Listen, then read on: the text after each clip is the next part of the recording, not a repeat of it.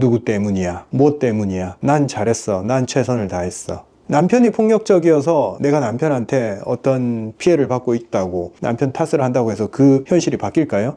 그리고 내가 가난해서 늘 이 모양 이 꼴로 산다고 자기 위안을 받고 있는다고 해서 이 현실이 바뀔까요? 그 자세를 통해서 삶의 짐들이 나한테 오는 게 아니라 깃털처럼 가벼운 삶이 펼쳐집니다. 오히려 뭔가를 책임져야 됐을 때 그게 부담인 것 같잖아요. 사실은 안녕하십니까, 이승훈 원장입니다.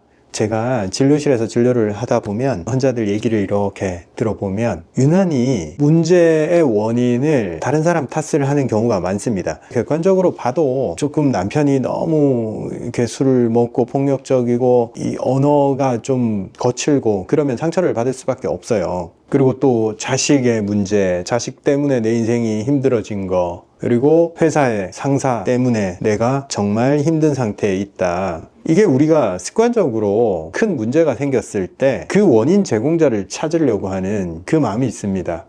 도대체 누구 때문에 내 인생에 이런 일이 벌어졌지? 그리고 그 사람 아니면 내 인생에 이런 일이 벌어지지 않았을 거라고 생각을 합니다. 그리고 혹은 내가 처한 환경, 내 가정 배경, 부모, 내가 자라온 환경, 이런 것을 탓하겠죠. 여러분, 누군가를 탓하거나 환경을 탓했을 때 당장은 좀 위안이 돼요. 왜? 나는 피해자인 것 같거든.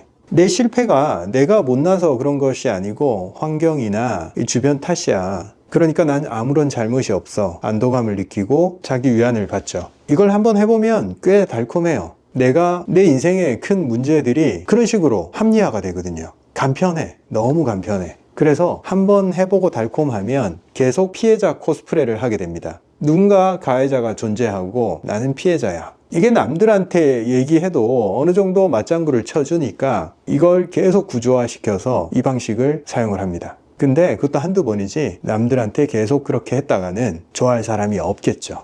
사람이 왜 이런 방식을 사용을 할까요? 왜냐면 지금 나한테 닥친 문제를 나 스스로 해결하기에는 너무 버겁고 힘들 것 같으니까 간편한 방식을 사용을 하는 거예요. 현실을 바꾸기엔 너무 두려우니까 현실을 해석하는 방식만 바꾸는 거예요. 현실은 아무런 변화가 없어요. 그렇게 해석을 한다고 해서. 남편이 폭력적이어서 내가 남편한테 어떤 피해를 받고 있다고 남편 탓을 한다고 해서 그 현실이 바뀔까요?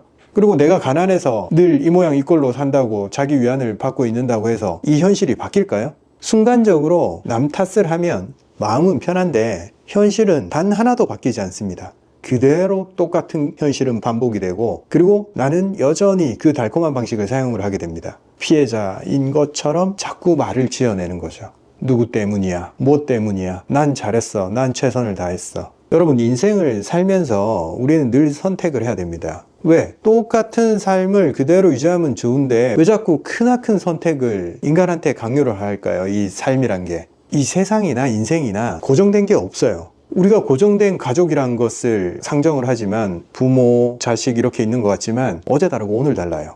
10년 지나가면 이 아이들이 훌쩍 커서 사고방식이 달라지고 부모도 나이가 들고 사고방식이 달라졌는데 고정된 어떤 관계로 바라봐요. 부모 자식이라는 관계, 변함없는 관계, 혹은 변함 없어야 되는 관계라고 생각을 하는 거죠. 고정된 관계가 있을 수 없고 세상은 변하고 이 우주는 변하고 있는데 자꾸 나는 고정된 걸 원하고 변하지 않을 테야 저항을 하고자 하는 그런 생각으로 살아가니까 선택의 순간이 왔을 때 고통스러운 거예요. 변화를 인정을 하고 세상은 계속 변하고 있고 난 순간순간 선택해야 되는 사람이다. 그리고 그 선택의 순간이 왔을 때 남을 탓하지 않고 온전히 이 삶을 받아들이고 내가 선택하는 사람이 되겠다. 그리고 그 선택의 책임은 내가 지겠다라는 생각으로 접근을 하면 전혀 고통이 아닙니다. 삶의 주인공이 됩니다. 왜? 모든 선택을 내가 할 수 있고 내 선택에 의해서 내 인생의 각본을 내가 짤 수 있다. 그런 주인된 의식으로 살아가게 되면 남을 탓할 시간이 없어요. 그냥 일어나는 삶을 온전히 받아들이고 그 선택조차도 즐기기 때문에 그래요. 남을 탓하지 않고 책임감 있는 태도라는 것은 이 일은 내 삶에 일어났어. 그리고 나는 일어난 이 일을 통해서 어떤 사람이 될지 선택할 수 있어. 선택을 할 수 있는 존재가 되고 수동적인 삶을 살지 않고 창조적으로, 즉 책임감은 수동적인 삶, 주어진 삶, 억지로 선택해야 되고 그 선택이 고통스러운 삶, 그런 게 아니고 주도적이고 창조적이고 내가 만들어 나갈 수 있는 그런 삶. 같은 일이 일어나지만 입장이 완전히 바뀌는 거죠. 그래서 타인을 탓하지 않고 온전히 내가 책임지겠다 라는 그 자세를 통해서 삶의 짐들이 나한테 오는 게 아니라 깃털처럼 가벼운 삶이 펼쳐집니다. 오히려 뭔가를 책임져야 됐을 때 그게 부담인 것 같잖아요. 사실은 어떤 일들에 대해서 내가 미루지 않고 빠르게 처리하겠다는 얘기예요. 그때부터 신기하게도 삶에 존재하는 고통들이 점점 사라져 갈 겁니다. 그리고 두려워하지 않게 되고 삶을.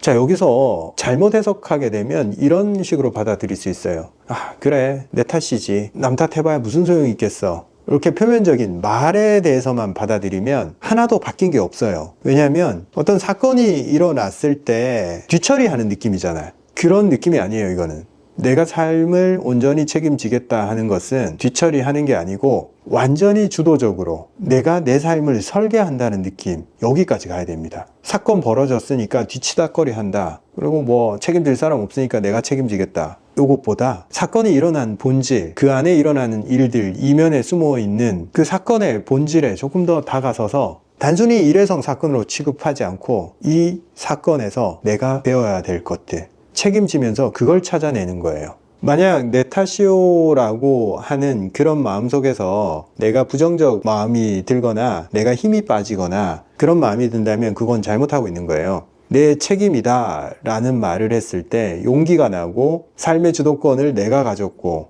아, 내가 이 상황을 컨트롤할 수 있고, 그리고 이 사건에서 내가 무언가를 배우고 앞으로 한 걸음 나아갈 수 있겠구나, 이런 느낌이 들면 제대로 대처한 겁니다. 책임지겠다와 내 탓이요라고 했을 때 느낌이 많이 달라요. 실제로는 표면적으로는 같은 일이 일어난 것처럼 보이잖아요. 외부에서 보면 저 사람이 책임졌고 저 사람이 자기 탓이라고 인정을 했고 같은 일이 일어난 것처럼 보이지만 우리가 바라봐야 될 것은 이 내면의 변화예요. 내가 그런 생각을 했을 때 얼마나 긍정적으로 나 자신이 바뀌는지, 어떤 선택을 했을 때 그런 변화만이 올바른 방향입니다. 그게 만약 잘 안 된다라고 하시는 분들은 먼저 책임의 범위를 좀 한정지어서 내가 감당할 수 있는 범위 내에서만 먼저 시도를 해보고 내 힘이 강해지고 용기가 더 생기고 체력이 좋아졌어. 그때는 그 범위를 조금 더 넓혀서 자꾸 적용시켜 가는 것도 괜찮아요. 내 능력이나 내 바운더리가 아직 커지지 않았는데